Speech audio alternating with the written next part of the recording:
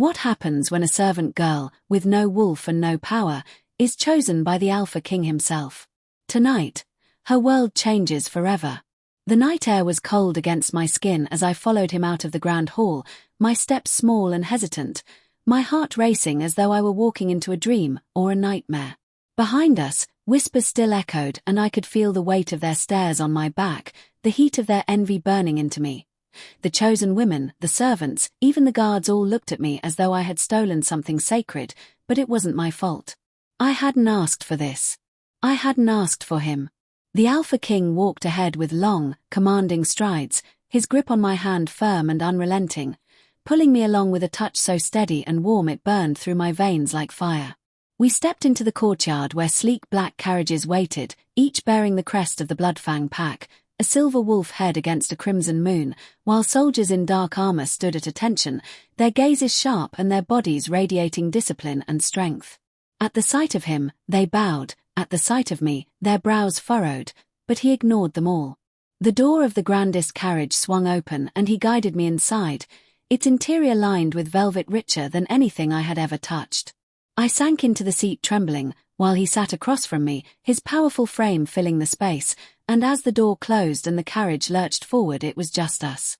I tried to keep my eyes down but curiosity tugged at me, and when I glanced up I found his gaze already fixed on mine, unbearable, too intense, like staring into the heart of a storm.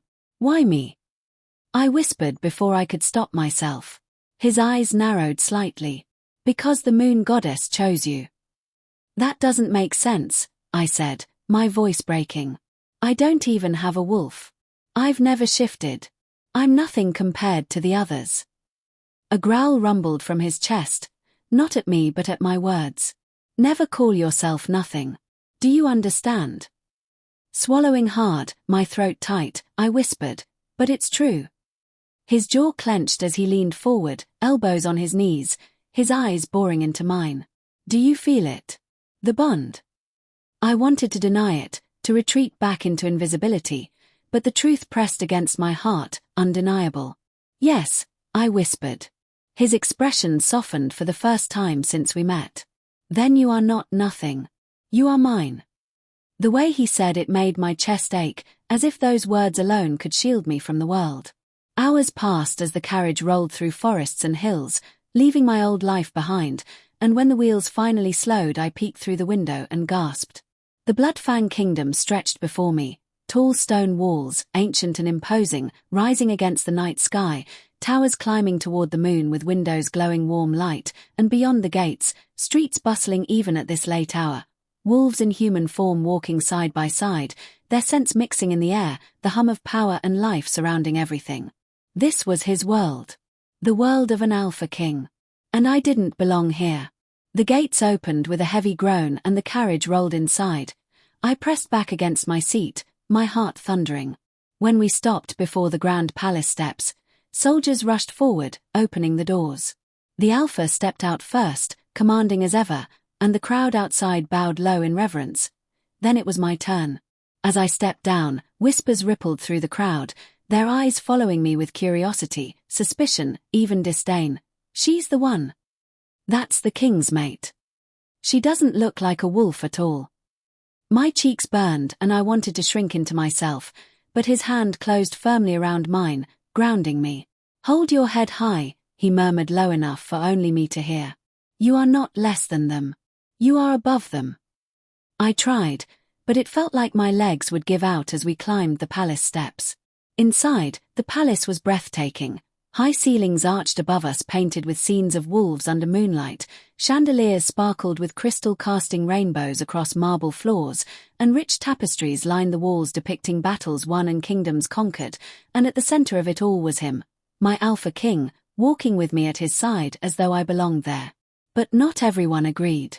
At the top of the grand staircase stood a woman, regal and cold, her hair black as night and her gown flowing like liquid silver, her beauty sharp and commanding. "Brother," she said, her voice carrying easily across the hall. "Brother." She descended the stairs with measured grace, her eyes fixed on me the entire time, no warmth in her gaze, only calculation. "You return from the ceremony with this?" she asked, stopping before us. The Alpha's jaw tightened. Watch your tongue, Seraphine. Her lips curved into a thin smile. Forgive me. I only meant, she seems rather ordinary. Heat rushed to my cheeks, shame curling in my chest, but the alpha growled, stepping closer to his sister. She is my mate. Chosen by the moon goddess herself. You will treat her with respect. For a moment, tension crackled like lightning between them. Then Seraphine inclined her head, though her smile did not fade. Of course, brother. If the moon goddess has chosen her, then who am I to question fate? But the gleam in her eyes said otherwise. Later, when I was shown to a chamber larger than any space I had ever dreamed of, I collapsed onto the edge of the bed, my hands trembling. This wasn't real. It couldn't be. One morning I had been scrubbing floors, invisible to all. By nightfall, I was in the palace of the Alpha King, claimed as his mate. I pressed my hands to my face, trying to steady my breathing, my heart too loud and my mind too full. A knock came at the door, and before I could answer it opened, and he stepped inside, filling the room just by being in it, his presence overwhelming but tonight steadying. "You're afraid," he said simply. I nodded, my throat too tight for words. He crossed the room, stopping before me, his hand tilting my chin until my eyes met his. His gaze was fire and steel, unyielding but not unkind. "You are mine, Selene," he said low and certain. "And I will protect you. From my enemies, from your fears, even from yourself if I must. Do you understand?" Tears blurred my vision. But, what if I'm not enough? His thumb brushed across my cheek, wiping away a tear. "You are more than enough. You are everything." For the first time, I wanted to believe him. But as he left me to rest, I caught a flicker of movement in the shadows beyond the window, a figure watching, and though it vanished as quickly as it appeared, dread settled in my chest. In that moment, I knew one thing with certainty. Not everyone would accept me as his mate, and some would kill to take my place. If this chapter gripped your heart, don't forget to like, subscribe, and hit the bell icon so you never miss a moment of Selene's journey. More chapters of the Alpha King's hidden mate are coming soon here on Whispers and Tales of Romance.